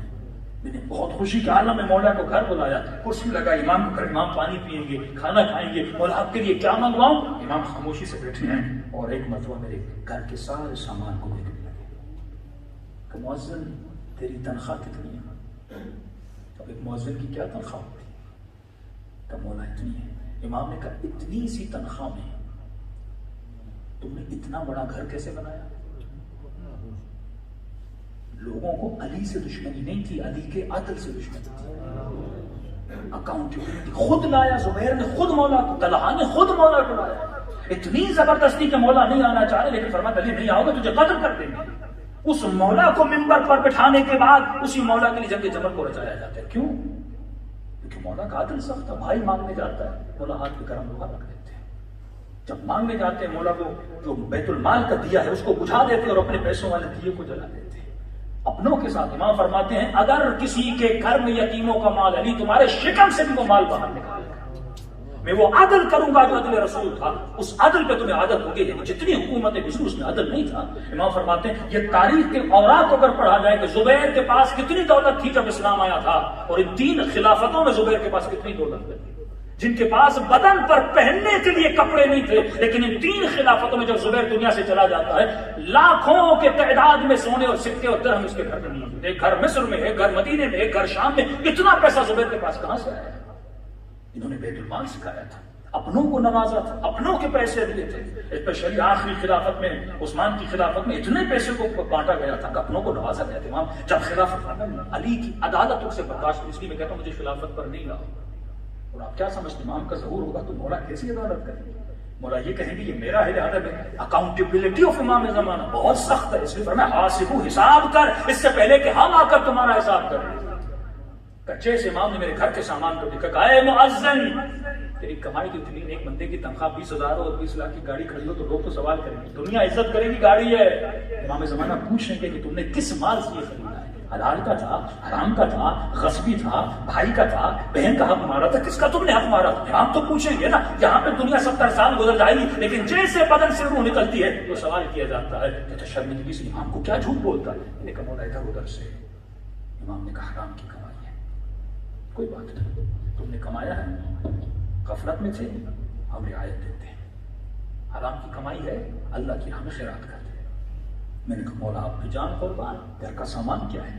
میں نے کہا مولا قربان کر دیا, خیرات خدا میں دے دوں گا. تھوڑی دیر کے بعد گھر میں میری بیوی آئی. امام کو سلام کی, امام نے میری بیوی کو دیکھا, کہا اے مؤذن اپنی بیوی کو طلاق. دیکھیے مرحلہ وار, مال کا امتحان اور بیوی کا امتحان ہے. کہا اے مؤذن اپنی بیوی کو طلاق دے. میں نے کہا مولا 27 سال کا ساتھ ہے, بیوی کو کیسے طلاق دے؟ امام نے فرمایا مؤذن شرعاً یہ تمہارے ساتھ نہیں رہ سکتی. مولا کیسے نہیں رہ سکتی؟ ہم نے صحیح سے نکاح کیا ہے. کہا تو نے تو صحیح سے نکاح کیا ہے, لیکن جب تک پتا نہیں تھا تو صحیح تھا, ابھی تیرا امام تجھے بتا رہا ہے. مولا کیا بتا رہے ہیں؟ فرمایا یہ تمہاری رضائی بہن ہے. کیا مطلب؟ بچپن میں اس نے تمہاری ماں کا دودھ پیا تھا, گھر ساتھ تھے, بعد میں گھر جدا ہو گئے, فاصلے پڑ گئے, رشتہ آ گیا, پہچان ہو گئی. جب تک پتا نہیں تھا تو رشتہ حلال تھا, اب کیونکہ میں تجھے بتا رہا ہوں تو رشتہ کیا ہے؟ کہتے دل پہ ہاتھ رکھا. میں نے کہا ٹھیک ہے مولا, اپنی بیوی بھی آپ پہ قربان کی. اب میرے 18-19 سال کا جوان بیٹا گھر میں آیا. اولاد کی محبت. کربلا یہ درس دیتی ہے کہ حسین راہ خدا میں اکبر جیسے جماعت کو قربان کرتے. دین مذاق والا نہیں ہوتا، وہاں بندگی کا حکم ہے.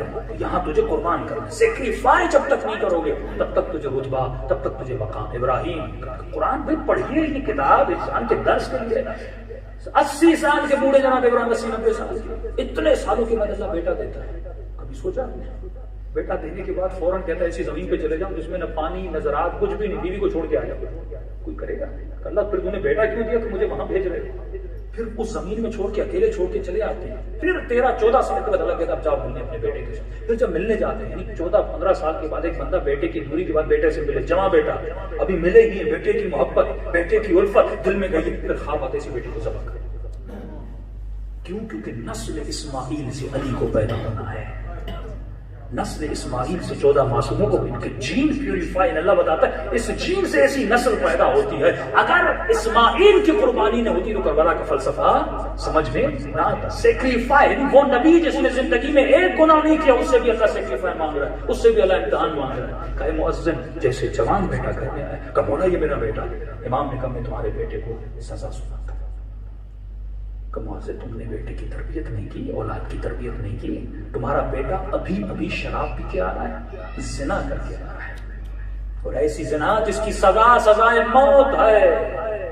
کا پریشان ہو گیا. میں نے کہا مولا ہم تو دعائیں کر رہے تھے آپ آ جائیں. جیسے آئے ہیں کبھی کہہ رہے سامان پھیرا سے خدا، کبھی کہتے ہیں بیوی کو تنگ. ابھی میرے جوان بیٹے کو مارنے پہ تلے ہوئے ہیں. کہ ایک مرتبہ غصے کے عالم میں کھڑا ہوا اور میں نے اپنے امام سے احترامی کی. میں نے کہا آپ امام تو دور، علیاذ باللہ آپ تو مجھے سید بھی نہیں. بس یہ کہنا تھا مولا اپنی جگہ سے کھڑے ہو گئے، آنکھوں میں آنسو آئے. فرمائے مؤذن تم اس سید کو کہہ رہے تھے کہ امام زمانہ کیوں نہیں آتے جب تو اپنے مولا پہ اپنا بیٹا قربان نہیں کر سکتا، تو تجھے یہ کہنے کا حق نہیں ہے کہ تو میرا جاننے والا ہے. تو میرے عزیز جب تک کربلا اپنے وجود میں سماتے نہیں ہو تب تک انسان مقام میں شدت پر نہیں پہنچتا. صلوات پڑھے محمد وعلی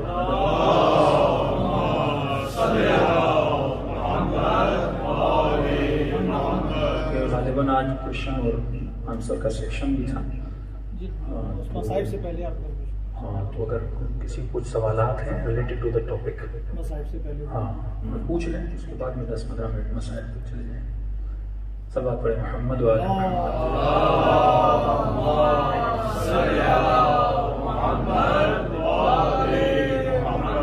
اگر سوالات ہیں تو آپ پوچھیں، اگر نہیں ہے تو ہم ٹاپک کو کنٹینیو کریں.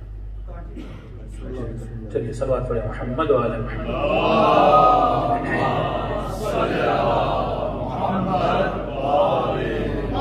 شان میں بواز بلند صلوات.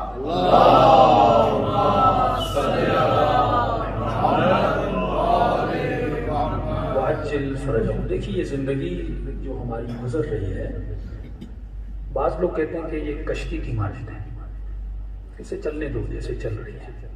لیکن معصوم فرماتے ہیں نہیں، یہ کشتی جب بھنور میں پھنستی ہے مشکلات آتی ہیں، اس کا جو سلوشن ہے وہ تجھے کس سے معلوم کرنا چاہیے؟ اہل بیت سے معلوم کرنا چاہیے.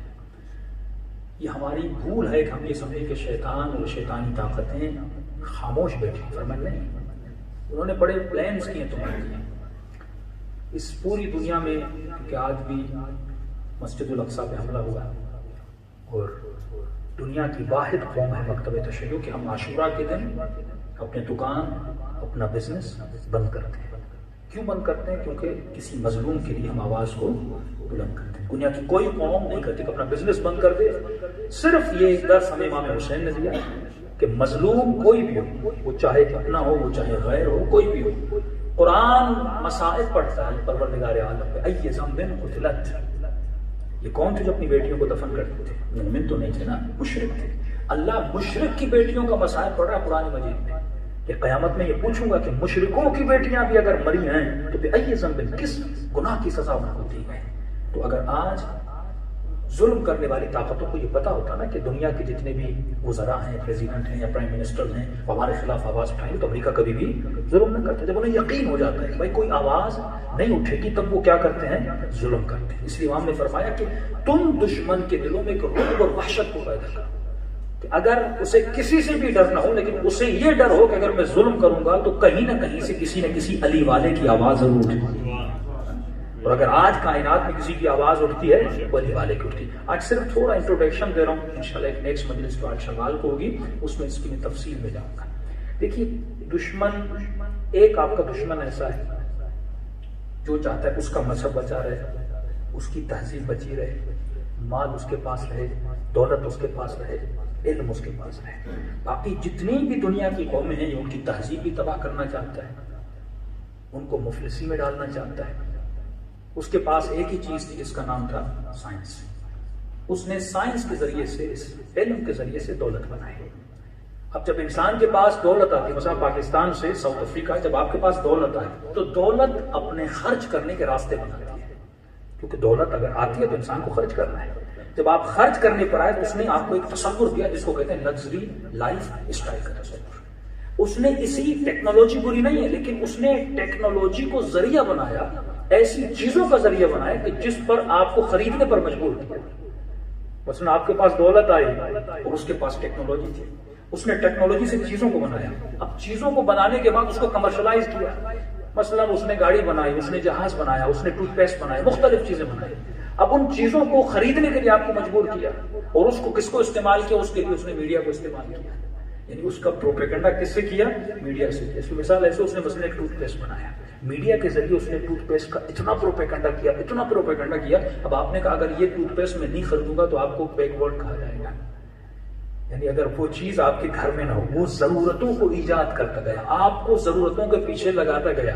مثلا آپ کے گھر میں ایک ٹی وی تھا، بچے نے پھر کل کہا کہ بابا مجھے بڑا ٹی وی چاہیے. پھر بڑا ٹی وی. پہلے انسان، امام فرماتے ہیں آرزویں اتنی کرو کہ جتنی تمہاری آرزویں پوری ہو سکے. انسان کی پہلے خواہش تھی کہ مولا مجھے ایک گھر مل جائے، ایک کمرے والا، میرے لیے کافی ہے. جب اللہ وہ گھر دیتا ہے اس پہ پھر ایک اور آرزو آتی ہے، مجھے 2 کمروں والا گھر مل جائے. پھر آرزو آتی تھی. اس لیے وہاں فرماتے ہیں جب انسان بوڑھا ہوتا ہے اس کی آرزویں اور بڑھ جاتی ہیں. بوڑھا ہوتا ہے کہتے پروردگارا بوڑھا ہو گیا ہوں، اب تو نے بچے تو دیے ہیں، اب اتنی زندگی میں بچوں کی زندگی، بچوں کی شادیاں دیکھو. اللہ زندگی دیتا ہے، بچوں کی شادی ہو جاتی. پھر کہتا خدایا اب بچوں کی شادی تو ہو گئی، اب ان کے بچے دیکھو. پھر اللہ بچے بھی دکھاتا. پھر کہتا خدا اب ان کی جوانی دیکھو. پھر کہتا خدا.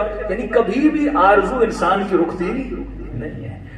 شیطان اور شیطانی طاقت وہ آپ کے زندگی میں آرزو اتنی بڑھاتے ہیں، یعنی جسے کہتے ہیں. اب آرزو کیسے بڑھائے؟ کیونکہ انسان پرفیکشن کے پیچھے، انسان کی فطرت میں آپ کو پرفیکشن چاہیے، کمال چاہیے. شیطان آپ کو کمال دے نہیں سکتا، وہ ایسی چیزیں بناتا ہے اس میں آپ کو کمال دکھاتا ہے. مثلا موبائل دکھائے گا، کہے گا اگر یہ تمہیں مل گئی تو زندگی میں ہر چیز مل گئی. جب آپ اس موبائل کو ہاتھ میں لے لیتے ہیں، نیکسٹ ایئر ایک اور موبائل بنا لیتے ہیں. اب آپ کہتے ہیں وہ موبائل لے لو، پھر نیکسٹ ایئر ایک اور موبائل بناتا ہے. یعنی کریشن آف ویرائٹی، اتنی ویرائٹی کو کریٹ کرتا جاتا ہے کہ آپ اس ویرائٹی میں کیا ہو جاتے ہیں؟ لگ جاتے ہیں. کہیں پہ اس لیے معصوم فرماتے ہیں اگر تمہاری زندگی میں قناعت نہ ہو کہ مولا مجھے کیسے پتا چلے کہ میرے وجود میں ایمان ہے، کہتے کو تیرے وجود میں سکون ہے کہ نہیں ہے. جب تم نماز پڑھتے ہو اس وجود میں سکون ہے کہ نہیں. اگر سکون آ گیا تو سمجھو تمہارے وجود میں کیا آ گیا؟ ایمان آ گیا. میں نے کہا دنیا آئینہ ہے. ایک ایتھیکلی ایک کہانی تھی، اخلاقی ایک بک تھی، اس میں نے پڑھی کہ انگلینڈ میں ایک بادشاہ تھا، اس کی بیٹی کا جو ہار ہے وہ گم ہو گیا. تو بادشاہ نے اعلان کیا کہ جو بھی میری بیٹی کا ہار ڈھونڈ کے لائے گا، فار ایگزامپل اسے 500 پاؤنڈس ملیں گے. کہتے ایک شخص ہار کو ڈھونڈنے نکلا، بہت ڈھونڈا، اسے کہیں ہار نظر نہیں آیا. ایک درخت کے کنارے ایک گندا پانی نالی کا بہ رہا تھا، اس نالی کے اندر اسے وہ ہار کیا آیا؟ نظر آیا. اس نے ہار تک، اس نے کہا 500 پاؤنڈ تو مجھے مل گئے.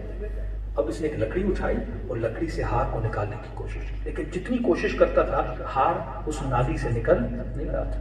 یہ پریشان ہو گیا. اس نے کہا شاید لکڑی سے نہیں نکل رہا، تو اس نے اپنا ہاتھ ڈالا، اس ہاتھ سے نکالنے کی کوشش کی، ہار پھر بھی نہیں نکلا. اس نے کبھی 500 پاؤنڈ کی بات ہے، یہ پاؤنڈ سمجھو اس پانی کے اندر چلا گیا اور ہار کو نکالنے کی کوشش کی، پھر بھی ہار نہیں نکلا. اب تھکا مارا، اوپر آتا ہے تو ہار نظر آتا ہے، نیچے نکالنے کی کوشش کرتا ہے تو ہار نکلنے کا نام بھی نہیں لیتا. اتنے میں ایک درویش وہاں سے گزر رہا تھا، درویش سے بوڑھا فقیر گزر رہا تھا. اس نے فقیر کو بلایا، قبلہ بڑی کوشش کر رہا ہوں ہار نکالنے کی لیکن ہار نکل نہیں رہا، مجھے ہار کی جگہ کا بھی پتا ہے، اگر آپ مجھے ہیلپ کر دیں گے تو ہم ہاف اینڈ ہاف کر لیں گے. اس نے کہا سارے پیسے تیرے ہوئے، یہ بتا ہار ہے کہاں؟ اس نے کہا یہ ہار نالی کے اندر ہے. وہ بوڑھا مسکرایا، کہا ہار نالی کے اندر نہیں ہے. کہاں ہے؟ کہ ذرا اوپر دیکھو.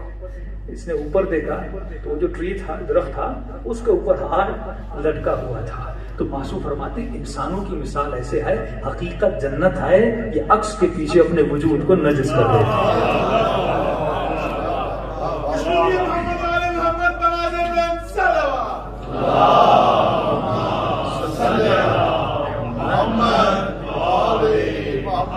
ایسے عکس میں آپ کو مشغول کر دیتا ہے. فرمایا قناعت اگر تمہاری زندگی میں ہوگی, اگر تجھے اس کارپیٹ کی ضرورت ہے نا تو یہ دیکھو تیرے پاس پیسہ ہے تو خریدو, اگر پیسہ نہیں تو ادھار لے کر اپنی زندگی کو کبھی خوبصورت نہ کیا کرو. کبھی تمہاری وہ اتنی ضرورتوں کو ایجاد کرتا ہے اس میڈیا کے ذریعے, اتنا پروپیگنڈا کرتا ہے. اگر وہ آپ کہو گے کہ یہ چیز نہ خریدو تو گویا میں بیک ورلڈ ہوں, میرے پاس کچھ بھی نہیں. آپ کے بچوں کا ٹائم وہ ضائع کرتا ہے. ایسی ایسی چیزیں اس نے تخلیق کر دی ہیں کہ اگر یعنی صرف ان سے آپ کے بچوں کا ٹائم. پہلے آدمی ایکسرسائز کرتا تھا, باڈی کچھ ملتا تھا. اب اس نے ایسی گیمز بنا دی, بچہ سارا دن گیم پہ بیٹھا ہوا ہے. اب اسے ایکسرسائز کرنے کی ضرورت نہیں, صرف دیکھے جائے اور گیم کا مزہ لیتے جائے. اور اس مزے کو نام دیا ریلیکسیشن. مثلا میوزک سنیں گے تو کیا ہوگے, ریلیکس ہو جاؤ گے. مووی دیکھو گے تو کیا ہو جاؤ گے, ریلیکس ہو جاؤ گے. اسلام میں ریلیکس انسان تب ہوتا ہے جب انسان کو کوئی چیز, کوئی کچھ دے رہا ہے تو کچھ اسے ملے. کہ معصوم فرماتے یہ جو نیچر خدا نے تمہارے اوپر خلق کے, کل میں نے مثال دی تھی کہ اگر ایک ہفتے کے لیے خدا سورج کی روشنی کو لے لے, دنیا میں کتنی انرجی کو خرچ کیا جائے گا ایک سورج کی روشنی کو بنانے کے لیے. ایک ہفتے کے لیے ہوائیں بند کر دیں, کتنی خرچ ہوگا, پنکھے چلیں گے جب تک وہ ہوا دنیا میں بنا. تو اتنی نیچر کو خدا نے تمہارے اوپر خلق کیا, تمہارے اوپر یہ نیچر ویسٹ ہو رہی ہے. تو انسان اپنے وقت کی قدر و قیمت کو جان. صرف یہ سوچنا اگر تم 1 گھنٹہ کسی چیز کو دے رہے ہو, لگا رہے ہو, اس سے تم گین کیا کر رہے ہو, تمہیں مل کیا رہا ہے. اگر میں 1 گھنٹہ میوزک سن رہا ہوں مجھے کیا مل رہا ہے, 1 گھنٹہ مووی دیکھ رہا ہوں مجھے کیا مل رہا ہے, لیکن 1 گھنٹہ مجلس سن رہا ہوں مجھے علم مل رہا ہے. 1 گھنٹہ کرکٹ کھیلوں, فٹ بال کھیلوں, کچھ نہ کچھ تو میری باڈی کو, میری مسلس بن رہے ہیں, باڈی مل رہی ہے. لیکن ان چیزوں سے دوری کریں کہ میرے چھٹے امام فرماتے ہیں کہ ہم اور ہمارے شیعہ لہو و لعب سے دور ہیں, ان فضولیات سے دور ہیں. تو جوان فرماتے ہیں یہاں تک, حالانکہ ہم بعض فضولیات میں اٹکے ہوئے ہیں. فرماتے ہیں امام زمانہ کی جب زیارت ہوئی تو میں ایک چہرہ چائے پی رہا تھا, تو میں نے امام کو کہ مولا ایک چائے کا کپ ہے تو تھوڑی آپ بھی پی لیجیے. تو امام نے فرمایا ہم ان فضولیات سے دور ہیں. یہاں تک اہل بیت دور ہیں, چائے تو ہم نہیں چھوڑ سکتے, کم از کم ایسی چیزوں کو چھوڑ دیں جو ہمیں مذہب اہل بیت سے دور کرتی ہیں. صلوات پڑھیں محمد و آل محمد.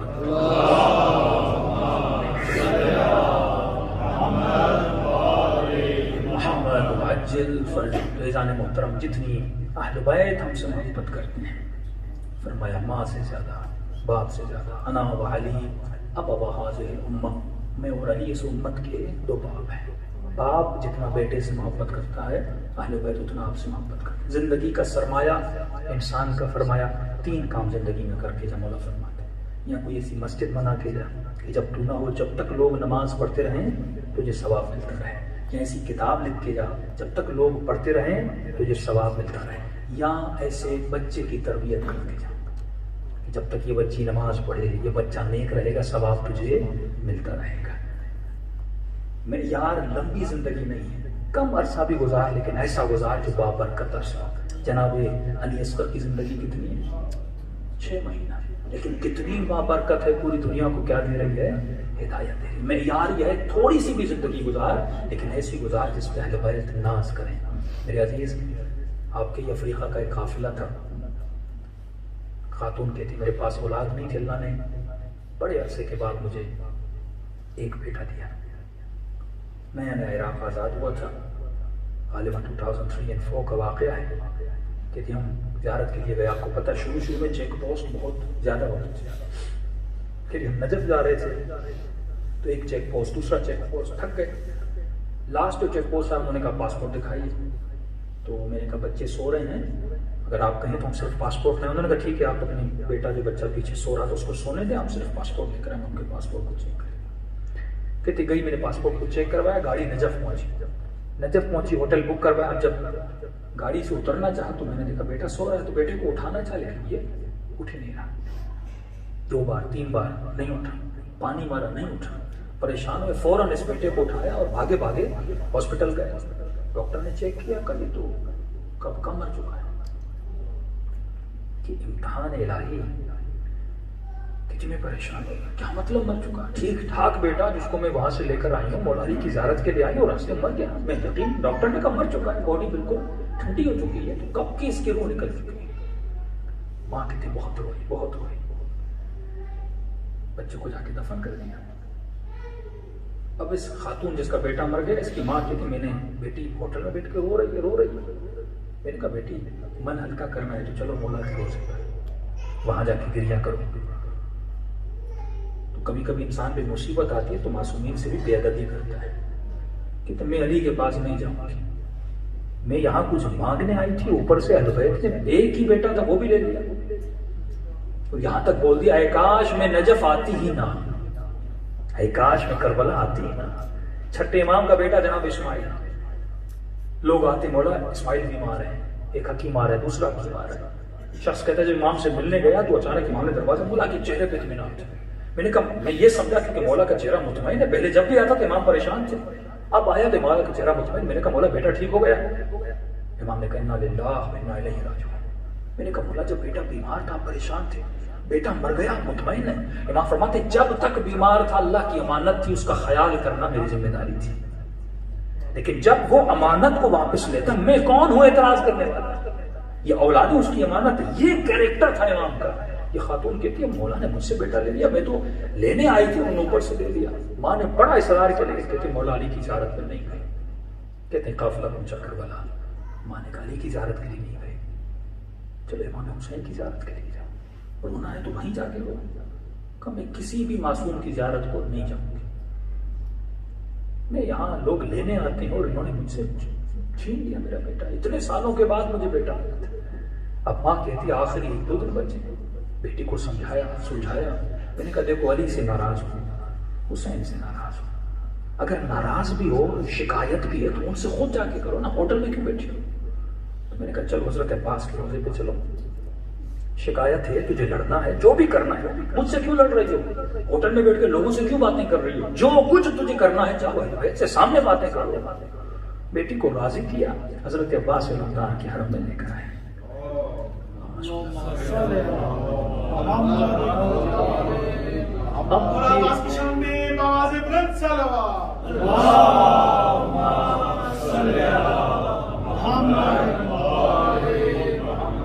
اب یہ خاتون کہتی ہے جیسے میں حضرت عباس کے حرم میں داخل ہوئی تو کہہ رہے جیسے داخل ہوئی تو دور سے مجھے حضرت عباس کی زری جو ہے وہ نظر آ رہی تھی. کہ بس زری کو دیکھا قوت برداشت نہیں تھی، ہزاروں قطار ہونے لگی. اور میں نے یہی شکایت کی کہ مولا لوگ یہاں مانگنے آتے ہیں، میرا ایک کریل جوان بیٹا تھا آپ نے وہ لے لیا، اگر وہ لیا بھی ہے تو غازی عباس اب مجھے بھی اٹھا لے کیونکہ میں اس کے بغیر زندہ نہیں رہ سکتی. بیٹے کے بغیر میں زندگی کیسے گزاروں گی؟ کہتے ماں روئی جا رہی ہے. کہتے میں غازی عباس کے زری کے سامنے رو رہی تھی، اتنے میں نے دیکھا کہ زری کی طرف سے میرے بیٹے جیسا کوئی بچہ دوڑتا ہوا میری طرف آ رہا ہے. کہتی میں یہ سمجھی کہ شاید شدت گریے کی وجہ سے کوئی خواب دیکھ رہے ہوں. کہتے میں دیکھا نہیں یہ بچہ ہے، دوڑا دوڑا آ رہا ہے اور آ کے میرے سینے سے آ کے لپٹ گیا. میں نے غور سے دیکھا یہ تو میرا بیٹا ہے. اماں کو بولا اماں یہ ہمارا بیٹا ہے؟ کہا یہ تو ہمارا ہی بیٹا ہے.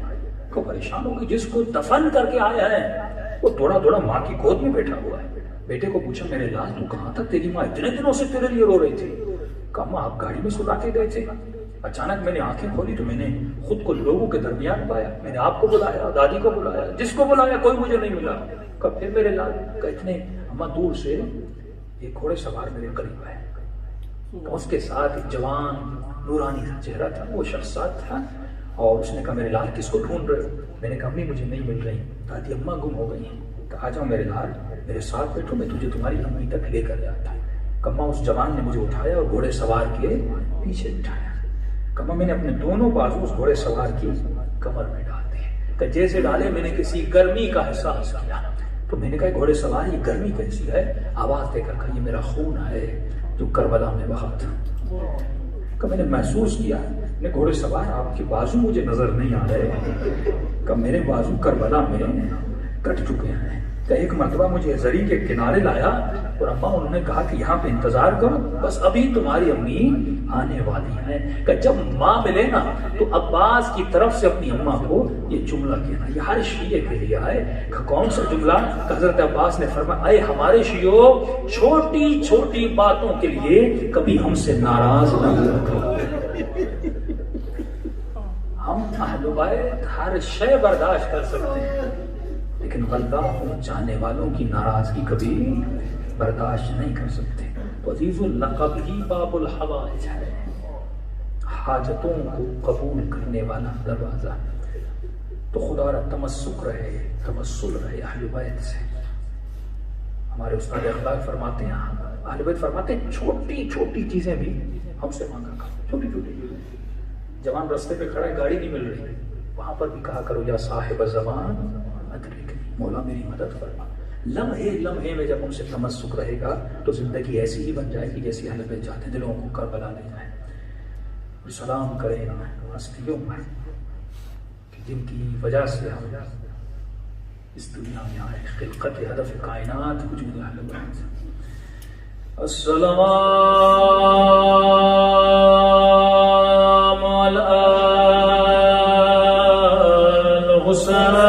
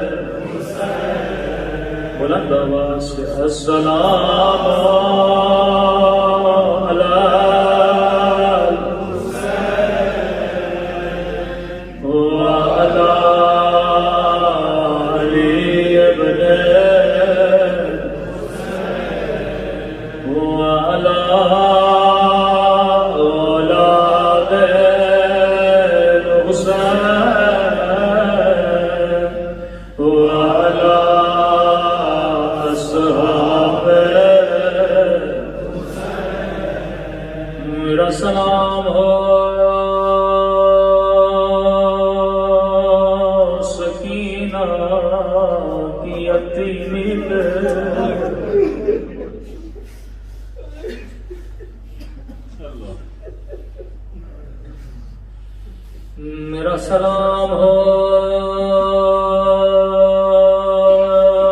حسین کے خشک ہونٹوں پہ. یہ سلام نام زمانہ کا سلام ہے. میرا سلام ان ہونٹوں پہ جن پہ ظالم چھڑی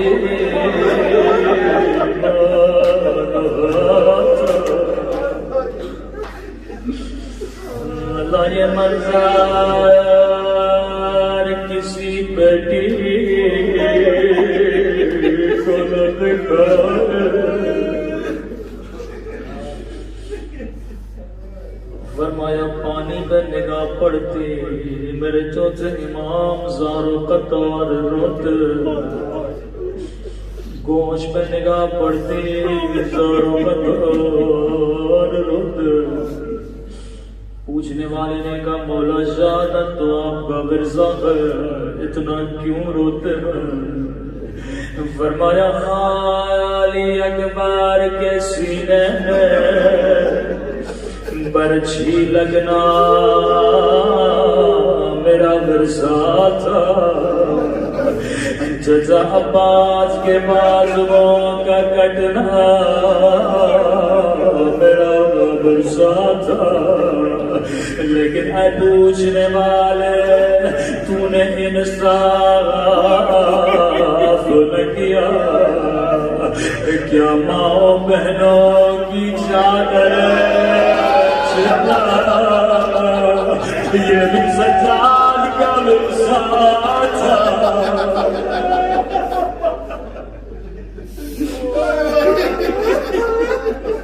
جب بھی بازار میں جاتے کسائی گوشت پہ کپڑا ڈال دیتے.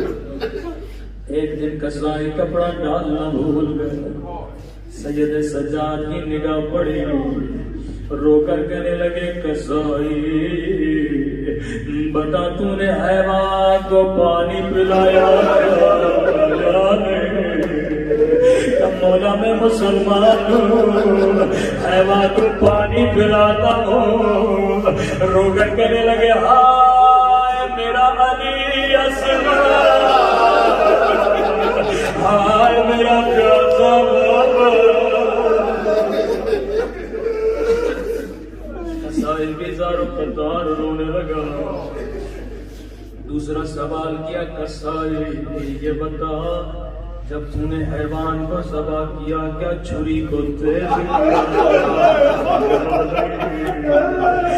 مولا میں مسلمان ہوں میں تیری چھری کو تیز کرتا ہوں. رو کر کہنے لگے ظالم نے 10 وار کیے میرے بابا کا گلا نہیں کٹا.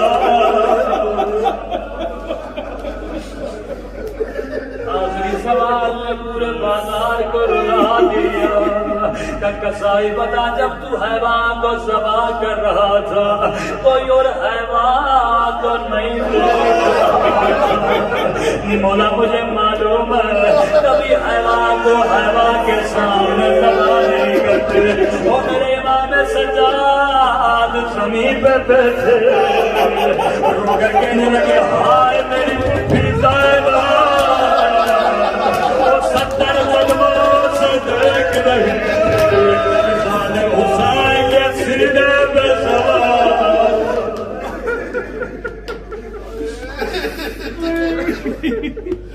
تبھی فرمایا ہے ہمارے شیعوں جب بھی پانی پیو ہماری سکینہ جگہ جگہ پہ میری بچی کو پانی کے لیے ترسایا گیا. روایت کے جملے بڑے سخت. فرمایا قافلہ شام کی بازار میں پہنچا. ننھی سی سکینہ بی بی زینب کی گود میں آہستہ سے کہا پھوپھی اماں مجھے پیاس لگی. عجیب منظر ساقیے کوثر کی پوتی ساقیے کوثر کی بیٹی سے پانی مانگ رہی. بی زینب نے کہا سکینہ چپ ہو جا یہاں پانی دینے والا کوئی نہیں پتھر مارنے والے بہت. مومنہ چھت پہ بیٹھی تھی اس نے جناب سکینہ کی آواز کو سن لیا. توڑ کے بھی کئی گلاس میں پانی بھرا. کہنے لگی قائدی بی بی میں تیری بچی کو پانی پلاؤں تیری بچی پیاسی نہیں رہے. بی بی زینب نے پانی سکینہ کو دیا. کہنے لگی قائدی بی بی میرے مولا فرماتے تھے اللہ کبھی قیدیوں کی دعا رد نہیں کرتا. جب تیری بچی پانی پی میرے لیے کچھ دعائیں کر دے. بی بی زینب نے کہا سکینہ پانی بعد میں پینا سیدہ کسی کا احسان نہیں اٹھاتے پہلے اس کے لیے دعا کر. ابھی تک مومنہ نے سکینہ کا چہرہ نہیں دیکھا تھا. ایک مرتبہ ننھی سی بچی نے اپنے سر کو بلند کیا کہ پتہ کون سی دعا ہے. جیسے اس کی نگاہ زخمی کانوں پہ پڑ گئی اور زخمی رخساروں پہ پڑ گئی اپنی ساری دعائیں بھول گئے. قیدی کی بھی دعا کرو اللہ میری بچی کو تیری طرح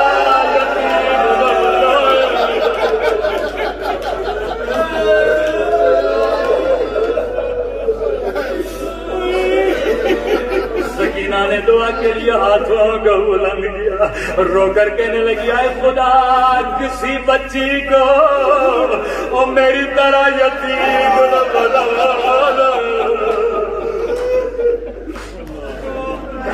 بتا تیری دوسری دعا کو دوسری دعا نے پورے قافلے کو رلا دیا. کہتی ہے قیدی بی بی مدتیں گزر گئی میں مدینے نہیں گیا. غربت میں زینب نے وطن کا نام سنا. سکینہ کو صغرا کی یاد زینب کو نانا کے رونے کی یاد. مومنہ مدینے سے تیرا کیا جائے مدینے جا کر کیا کرو گی. کہتی ہے قیدی بی بی مدینے میں میرا حسین مدینے میں میرا عباس مدینے میں رسول خدا کا روزہ ہے. میں حسین کی زیارت کروں گی، مدینے میں عباس ہے میں اس کی زیارت کروں گی، مدینے میں میری آقا آزادی ہے میں اپنے بیوی سے ملوں گی۔ بیوی زینب کو بڑا پیارا ہے، کم مومنہ تو نے حسین کا نام لیا، تو نے عباس کا نام لیا، لیکن تو نے اپنی آقا دادی کا نام نہیں بتایا۔ کہتی ہے قائدی بی بی میری مجبوری سمجھو، میری بی بی نام ہے علی کی بیٹی کا، وہ یہ نام محرموں کا مجمع، میں اپنی بیوی کا نام نہیں لے سکتی، بس بنا کے نہ کبھی بھی نہیں رکھنے کا۔ مومنہ اگر تیری دعا یہی قبول ہو جائے تو کیا کہو گی؟ کہتی ہے قیدی بی بی میری بات کرنے کا مطلب کیا ہے کہ اگر مدینے والی بازار میں نظر آ جائے، مطلب مومنہ کو جلا لایا، آئے قیدی بی بی دعا نہیں کرنی تو نہ کر، لیکن میری بیوی کو وہ میری بیوی نام ہے علی کی بیٹی کا، میری بیوی نام ہے عباس کی بہن کا۔ ایک مرتبہ کہتا ہے جی بیوی میری بیوی تجھ جیسی قید نہیں کہ بازاروں میں آئے۔ ایک مرتبہ زینب کو جلا لایا، اپنے چہرے سے بالوں کو ہٹایا کہ ام حبیبہ نہیں پہچانا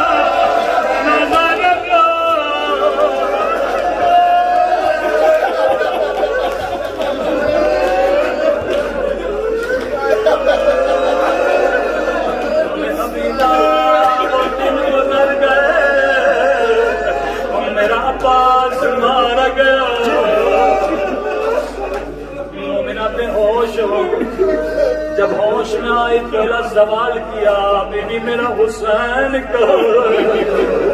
زینب نے کٹی ہوئی گردن دکھائی، یہ میرا حسین ہے، یہ میرا علی اکبر ہے، یہ میرا علی اصغر ہے۔ مومنہ نے کہا بیوی عباس کہاں ہے؟ زینب ایک مرتبہ بیوی نے گھوڑے کی گردن کی طرف اشارہ کیا، گردن میں کٹی ہوئی گردن بنی تھی کہ یہ میرے عباس کا سر ہے۔ ابھی بھی سب سر نوکنے لگے ہیں، لیکن عباس کا سر گھوڑے کی گردن میں کیوں ہے کہ یہ بھی نوکنے لگا تھا، لیکن جب میرے کھلے سر پہ نگاہ پڑ گئے عباس کا سر زمین پہ گرنے لگا۔